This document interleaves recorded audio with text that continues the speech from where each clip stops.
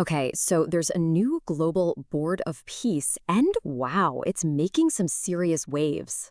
Get this. Israel's prime minister joined, even while facing an ICC arrest warrant for war crimes. And its chairman? Donald Trump.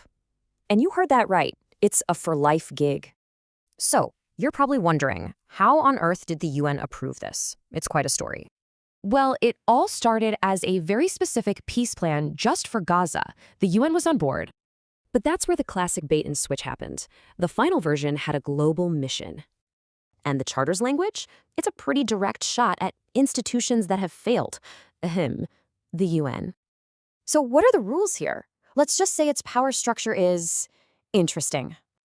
You've got a chairman for life, a $1 billion entry fee, and an absolute veto. Talk about power. And that veto is everything. Basically, nothing gets done unless the chairman personally says yes. And just look at who's on the executive board. It's a who's who of big money and politics. So how's the rest of the world taking this? Well, it's splitting everyone right down the middle.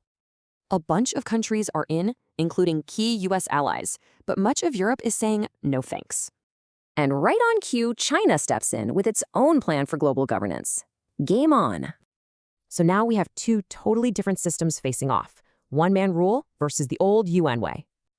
So how does a country even choose? Let's take Pakistan's tough spot as a perfect example. For them, it was a real tightrope walk. They had to think about money, their allies, and Kashmir. So what they do? They cleverly framed their decision as supporting the UN, not replacing it. Smart. But when Trump himself was asked if the board would replace the UN, he just said, it might. And remember, all of this started with a peace plan for Gaza, where the human cost is staggering. What we're really watching isn't just about a new board. It's the whole post-war global order cracking. Which really leaves us with this final thought on the harsh realities of power politics today.